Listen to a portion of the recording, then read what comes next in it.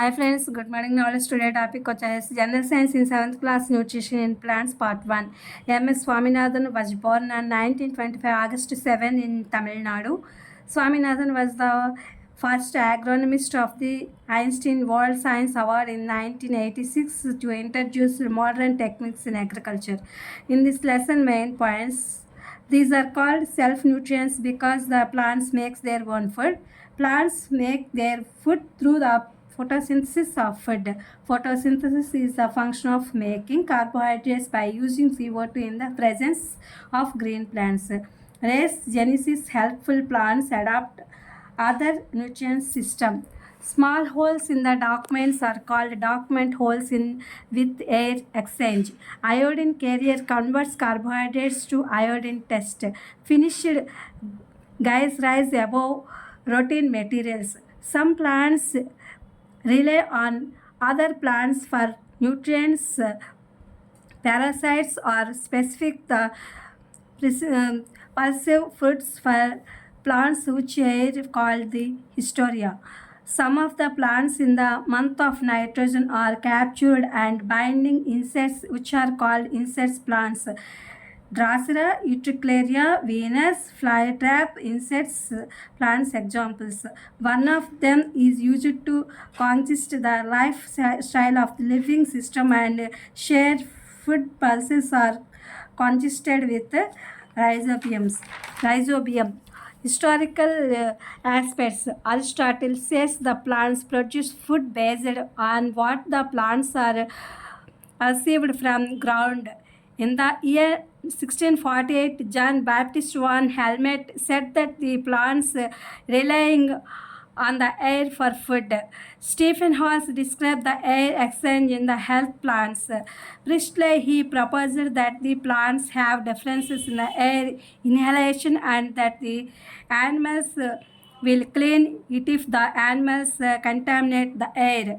The engine house proved that the air was only refined when the engines was absorbed by the light of the plant. ఇది friends general science nutrition in the plants అంటే మొక్కలలో పోషణ అనేది ఇవాటి lesson 7th క్లాస్ది.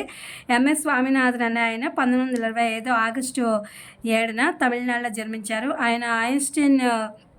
ఈయన first వ్యవసాయ శాస్త్రవేత్తల్లో బాగా Einstein award తీసుకున్నటువంటి సైన్స్ 1986లో ఐన్స్టీన్ అవార్డు అనేది ఈయన తీసుకున్నారు. ఈయన వ్యవసాయంలో ఆధునిక విధానాలను అనేది అగ్రికల్చర్లో ప్రవేశపెట్టడం అనేది జరిగింది. ఇందులో ఈ లెసన్లో ముఖ్యమైనటువంటివి మొత్తం అంతా కూడా కవర్ అయిపోతుంది. ఈ లెసన్లో ఉన్నటువంటి మొత్తం ఏవైతే ఉన్నాయో అవన్నీ కూడా ఈ మెయిన్ పాయింట్స్లో మొక్కల ఆహారాన్ని తమంతా తామే తయారు చేసుకుంటాయి, కావున వీటిని స్వయం పోషకాలు అని చెప్పి అంటారు. మొక్కల ఫోటోసింథసిస్ అంటే కిరణజన సంయోగక్రియ ద్వారా ఆహారాన్ని తయారు చేసుకుంటాయి. ఇవేంటంటే ఆకుపచ్చని మొక్కల్లో సూర్యరశ్మి సమక్షంలో CO2ని వినియోగించుకుని పిండి పదార్థాన్ని తయారు చేసే క్రియని కిరణజన సంయోగక్రియ అంటారు. కిరణజన సంయోగక్రియ జరపలేని మొక్కల్ని ఇతర పోషణ విధానాన్ని పరపోషకాలు అని చెప్పి అంటారు. ఇవన్నీ పారాసైట్స్ కింద మనం చెప్పవచ్చు. అలాగే పత్రాలలో ఉండే చిన్న చిన్న రంధ్రాల ద్వారా పత్రాంధ్రాలు అంటారు వాటిని. వీటి ద్వారా వాయు వినిమయం అనేది జరుగుతుంది. పిండి పదార్థాన్ని అయోడిన్ పరీక్ష ద్వారా నిర్ధారణ అనేది చేస్తారనమాట. ఈ పిండి పదార్థాన్ని నీలి రంగుగా మారుస్తుంది. అలాగే కొన్ని మొక్కల పోషకాల కొరకు ఇతర మొక్కలపై ఆధారపడి ఉంటాయి. వీటిని పారాసైట్స్ అని చెప్పి అంటారు. దీనికి ఉదాహరణ హిస్టోరియా అని చెప్పి మనం చెప్పవచ్చు అనమాట. అట్లాగే నత్రజని లోపించినటువంటి నేలలో కొన్ని మొక్కలు కీటకాలను బంధించి భక్షిస్తూ ఉంటాయి.